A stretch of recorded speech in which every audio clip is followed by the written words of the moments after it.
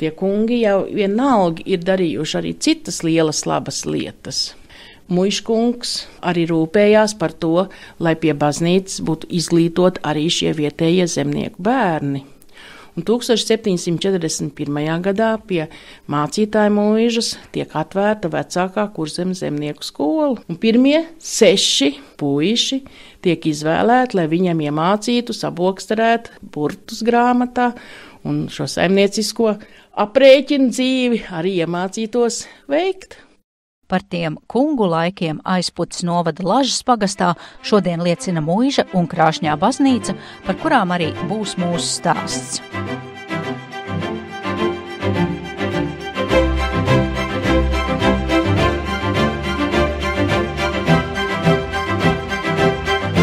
Latvijas pērles. Ostensakenu dzimta, kura vēstures anālēs minēta kopš 14. gadsimta, bija vācu-baltu muižnieki, kas gadsimtu gaitā ieguva vairākus gana plašus īpašumus Kurzemes pusē. Arī apriķos tiem piederējusi baznīca, kas šodien tiek dēvēta par Kurzemes skaistāko dievnamu, un Muiža, kur nu jau ilgus gadus darbojas pamatskola, bet savu pagasta vēsturi skolas bērni var apgūt, ieejot telpā līdzās klasēm, kur ir izvietojies gan Muižas, gan novadpētniecības muzejs, vai vienkārši ik rītu nākot uz skolu, palūkoties uz galveno fasādi un mēģināt saskatīt nesen atjaunotajā cilnī vilka spalvas un kara atribūtiku, rotājumus, kas ietver Ostensakenu un Korfu dzimtas ģerboni. Tur arī sākam iepazīt šo Muižu kopā ar apriķu muzeja vadītāju Ainu Cērmani. Un mēs lepojamies, ka mums ir tādi 2 īpašumi, skaistas celtnes, kā apriķu baznīca un apriķu Muiža. Un mēs priecājamies, ka tā mūsu Muiža faktiski šajā 21. gadsimtā ir atzimusi. Un viņa ir faktiski pieņēmusi to skaisto, kā kādreiz par to Muižu arī rakstīja. Apriķu Muiža kā tāds stiprs kuģis. Reku tas Ostensakenu ģerbonis. Ostensakenu un Korfu dzimtas ģerboņi. Pa kreisi Ostensakenu, pa labi Korfu dzimtas ģerboņi zem tā. Korfi bija, kas mantoja pēc Ostensakeniem vai kādu? Ostensakenu dēls apprecējās ar Korfu dzimtas Katrīnu. Un tad viņiem arī ir ierādīta šī goda vieta, un šajā ļoti greznajā frontona cilnī ir abu ģerboņi. Bet restaurātori teica, ka tas vilciņš, kas labajā pusē frontona cilnim, tas esot tik smalks šis darbiņš, ka turpat katru spalviņu varot saskaitīt, ja labi grib.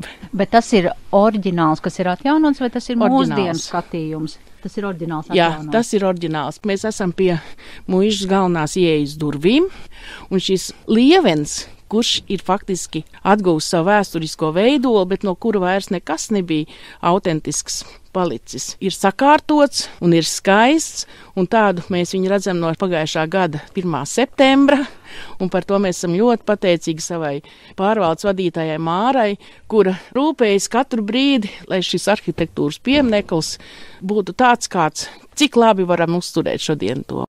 Ieejot ēkā iekšā, Aina Cērmane vedina uz pagrabu. Tur zem senām belvēm vienā daļā gardi uzsmaržo kāposta zupa. Skolas ēdnīca dala šos plašumus ar muzeja telpām, kurās muzeja vadītāji stāsta par bijušo muižkungu saimniekošanas prasmēm. Protams, ka nozīmīga vieta ir Muižas pagrabi. Un mūsu apriķu Muižas pagrabi ir īpaši ar šīm izbūvētajām velvēm, kuras tādas stipras un patiesas un interesants ir no Muižas sākuma celtniecības laika, jo Muiža celt 1745. gadā. Tās leģendas veidojas mums šodien, kas varētu būt Muižas pagrabos. Jo nav šīs liecības, ko tad īsti glabāja pagrabos, vai tie bija medījumu, dažādi šie nodalījuma daļas pagrabā. Varbūt, ka Manerheima laikā te varēja uzglabāt arī zivis, kuras dīķu iekārtošanā šie nopelni ir Manerheima laikam, jo no 1896. gada līdz 1912. gadam ir šī Muiža viņa īpašums. Un Manerheims kā savā jaunības maksimālismā un savā ieinteresētībā, ka pie Muižas ir jābūt zemei un jāsaimnieko un iekārto pie apriķu Muižas zivju dīķus, jo tajā laikā karpas esot bijusi īpaši pieprasīta zivs Eiropas tirgū. Un tā šie, faktiski monumentāli dīķu kaskādes tika izveidotas viņa laikā, bet šī saimniekošana viņam īpaši neizdevās, jo zivis saslima un, kā aprakstos rakstīts, aizmiga miegā. Un acīm redzot, viņš saprata, ka viņa mērķi tajā vai šajā pasaulē ir daudz plašāki un lielāki, un līdz ar to arī faktiski aprit laiks šeit Mannerheimam arī beidzas. Jā, izrādās Somijas valsts prezidents un karavadons Karls Gustavs Mannerheims kādu laiku ir bijis apriķu muižas īpašnieks, un par viņa gaitām un nozīmi gan še, gan Somijas vēsturē stāsta muzejā ierīkotā ekspozīcija.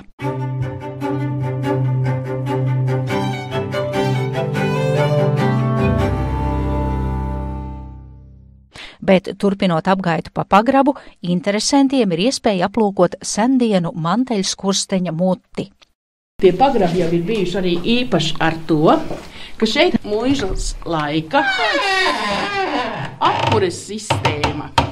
Un šis ir melnais skurstenis, manteļskurstenis, no kura mūsu brīnišķīgās apriķu muižas krāsnes ir apkurinātas. Tātad šis skurstenis kalpojas 4 muižas krāsnīm. Un šodien mums ir saglabājusies viena vienīgā 18. gadsimta holandiešu krāsnes, un tā tiek kurināta tā kā toreiz. Katru dienu krāsniņa tiek sildīta, liekot malku tieši šajā skursteņa, tajā mutē. Bet kas te pagad, tas ir kaut sikspārnu mājiņa, taču nē? Kādreiz jau tad, kad nav apkurses sezona, tad skurstenis arī jāuztur kārtībā.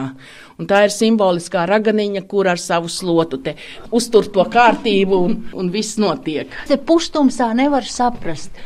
Lampa, ne lampa, krātiņš, ne krātiņš. Domāju, ka tur varbūt kāds iebalzamēts sikspārnis. Katrā ziņā leļu raganiņi izskatās daudz estētiskāk nekā manis iedomātā zvēra pīšļi. Latvijas pērles. Bet tagad Aina Cērmane mūs aicina uz muižas sajūtu istabu, kur viņas vārdiem runājot var ieraudzīt, saprast un sajust pagājušo laiku noskaņu un jau pieminēto vēsturisko krāsni, pie kuras pēc pagraba vēsuma var pasildīt rokas. Un šī ir mūsu tā vienīgā krāsniņa, 18. gadsimta holandiešu podiņa krāsnes, un gana silta, un tiek kurināta no tās skursteņa, kurā mēs melnajā ielūkojāmies. Un ar visu zīmējumu. Un ar zīmējumiem, bet īpaši ir bijuši apriķu muižu krāsnīm šīs ķepas koka. Kājas tā kā tāds lauvu ķepas, jā, no koka. Un tās ir tādas, tiešām tādas majestātiskas. Šajā telpā autentiskās lietas ir šī krāsnes un durvis. Tas arī intersijās veidotās koka durvis. Šīs durvis ir visuzticīgākās, un viņas ir savā vietā. Un mazliet tas kultūras slānis uzliktais ir noņemts nost, bet pēdas, šie ģeometriskie raksti, no vairāku koku salikums tas ir. Bet tā interesantā ziņa 1939. gadā, kad iekārtoja prezidenta darba kabinetu Rīgā pilī, tad tika aizvestas apriķu muižas durvis, viens eksemplārs, 2 vērtnes no lielās zāles, un prezidenta darba kabineta tās rotā vēl šo baltu dienu. Un arī pēc šīm pārmaiņām 21. gadsimta atbilstoši dizaina veidojumiem pilī, apriķu muižas durvis paliek savā vietā. Un mēs varam vērt durvis tagad uz muzeja daļu. Bet mēs varētu palūkoties uz tām durvīm, un tas apliecinājums, ka tai prezidenta kabinetā taču skaisti izskatās šī prezidenta kancelē te ir nofotografēta. Jā, un te tās durvis visā godībā atmirts. Tie klausītāji, kuriem reizēm darba darīšanās iznāk iet ciemos pie mūsu valsts prezidenta, atcerieties, uzmetiet skatu viņa darba kabinetā uz durvīm. Tas ir no šejienes, no apriķiem, jā. Un mums tā rota vēl, šis dekors virs tām durvīm ir arī faktiski reāli apskatāms un saprotams. Apriķu muižas durvju dekors. Es skatos uz tiem muižas laiku priekšmetiem. Apriķu muižas, kafijas dzirnavas. Jā, vienā no muižas kalpu mājām smēdē kaltas kafijas dzirnaviņas. Esam maloši ozola zīles, zālītes, tējas tāds, kas ir katram ļoti labi un visādi, ja. Baroni dzēruši īstu kafeju vai arī ozola zīļu? Kā smaržo kaut kādas smaržzālītes tās ir. Jā. Un arī šī lietai. Jūs izvilkāt pātagu. Es saprotu, pātagai ir īpašs stāsts. Tā ir maizes pātaga. Man uzreiz ienāk prātā, tā tad runa droši vien ir par dzirnavām vai ceptuvi, kur kāds vagars ir skubinājis ar šo pātagu strādniekus. Līdzīgs varētu būt stāsts, bet šī ir vagara Pipka itkā, kurš uzraudzīja, kā tajos muižas laukos tie zemnieki tur strādā. Bet mēs esam izdomājuši savu stāstu, ka viņa tik labi saglabājusies 100 gadu garumā vairāk, ka viņa jau nav dancojis pa tām mugurām. Tad vagars ir bijis tāds. Tā vienkārši kā uzskats līdzeklis vai nekad. Paši jau zina, kas viss ir jādara. Interesanti jau ar detaļu ir arī tas pakaus. Muižkungi domājuši par to, jo pie visām muižām bija šie celiņi akmens bruģēti, un kā tad svinīgāk un klusāk varētu piebraukt pie tās muižas, tas kuķieris. Un tad tie pakavi ir bijuši polsturēti. Tas nozīmē, ka šī skaņa pret to bruģīti neklab, tā kā vienkārši kāds metāla pakavam ir skaņa, vai ne? Bet tas ir skaņas slāpētājs.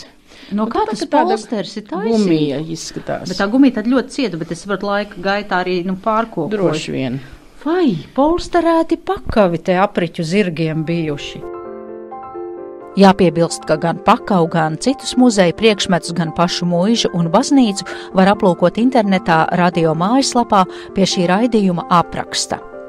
Bet vēl iepazīstot apriķu puses ievērojamas ļaudis, ir jāmin mācītājs Karls Gustavs Elferfelds, kurš šeit sprediķoja 18. gadsimta beigās un 19. gadsimta sākumā, te sarakstījis pirmo oriģinālu lugu latviešu valodā.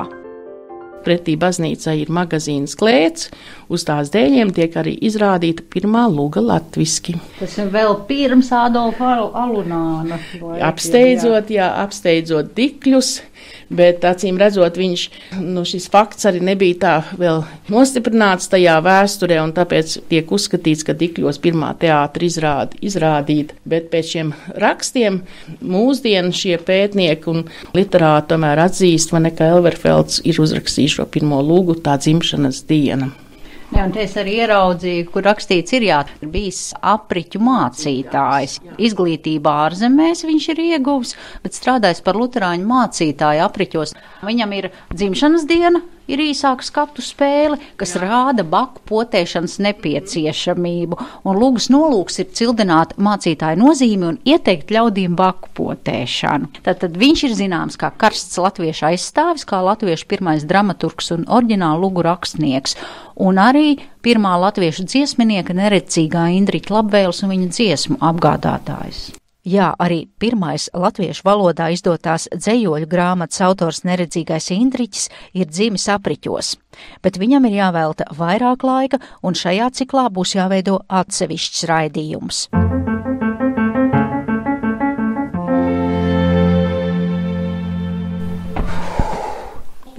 Es esmu pirmo reizi, un es pat nebiju tā pievērsus uzmanību, ka šī ir dēvēta par Kurzemes sakrālās mākslas pērli, bet viens ir izlasīt un otrs savām acīm ieraudzīt. No ārpuses baznīca ir tāda diezgan vienkārša un askētiska. Tad arī, kad cilvēki ir atbraukuši ekskursijā un atverot durvis, tad tas pirmais vārds ir tas au. Tas, ko var redzēt apriķu luterāņu baznīcas interjerā, domāju, mierīgi var stāties līdzās savām lielajām un pasaules slavenajām māsām, kā piemēram Siksta kapelai Vatikānā vai Milānas un Ķelnes katedrālēm. 17. gadsimta sākumā jau pieminētie baroni Ostensakeni te nolēma celt savu privāto baznīcu.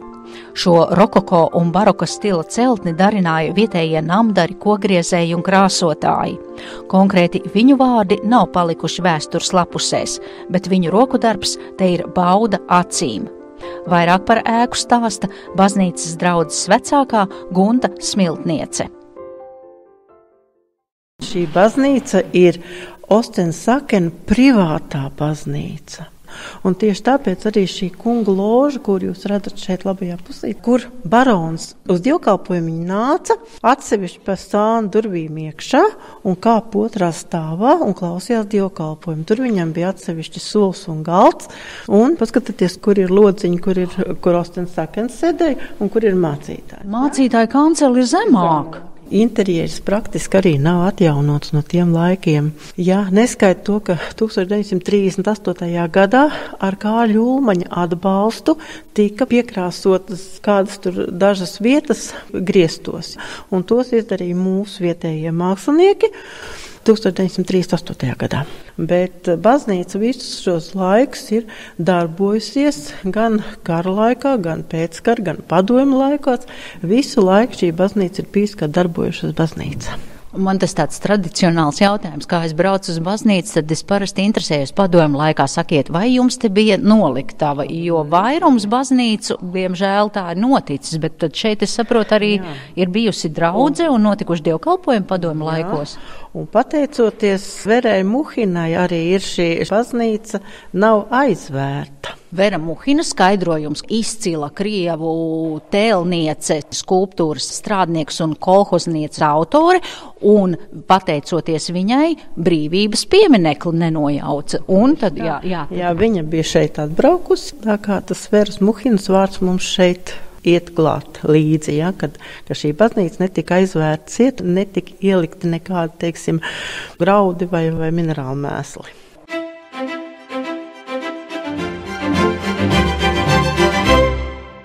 Mākslas zinātnieki droši vien mani pakoriģēs, es nezinu, kā to sauc, bet es nevaru acis novērst no tiem griestu veidojumiem, kas izskatās tā kā vīnogu, tā kā banānu, tā kā ananāsi, ķekari.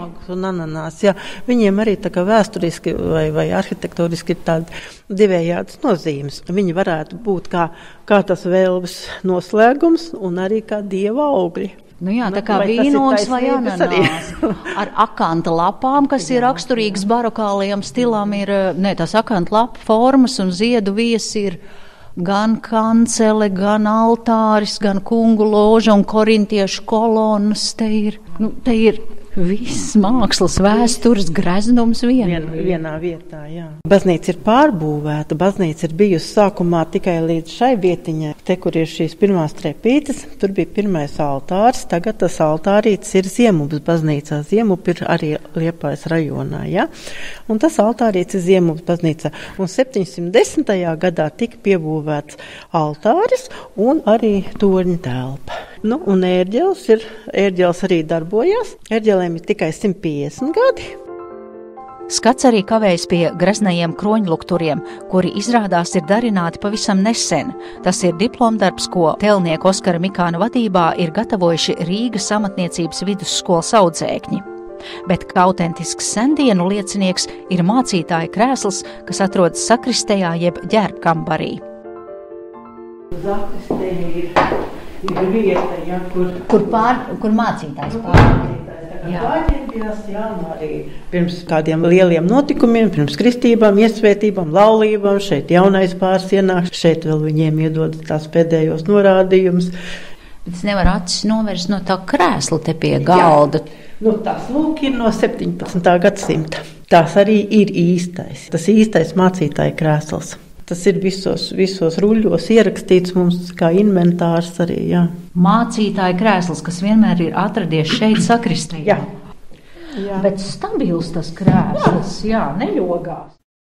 Noslēdzot apgaitu pa dievnamu, Gunta Smiltniece manu uzmanību vērš uz nelielām tumšām desiņām zālājā, par kurām ik viens biologs nekavējoties pateiks, ka tās ir darinājusi cauna.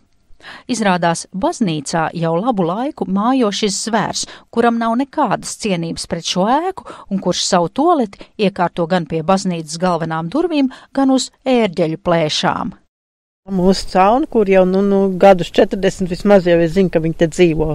Protams, 40? Viņas jau, protams, ka mainās. Un viņai bija arī bērni, un tad mēs dievkalpojumu klausījāmies, un ka bērni arī raudāja. Mācītājs saka dievvārdus, un tur un liekas, ka bija vai laulības pat bija, un tur bija cilvēki, kas to nezināja. Tur bija tāda ķiķināšanās, ka vairāk klausījās uz tiem caunu bērniem nekā uz to mācītāju. Paga, kur tā cauna dzīvo? Cauna dzīvo augšā. Jā, uz ērģeļa telpā, tur prom augšā. Jūs esat atraduši to Jā, mitekli? viņai taču ir dzīvoklis. Starp sienām kaut kur vai kā? Paši mēs viņu neesam redzējuši. Jā, un tad atkal pa jumtu viņu smuki nostaigā tur no otras puses caur logu.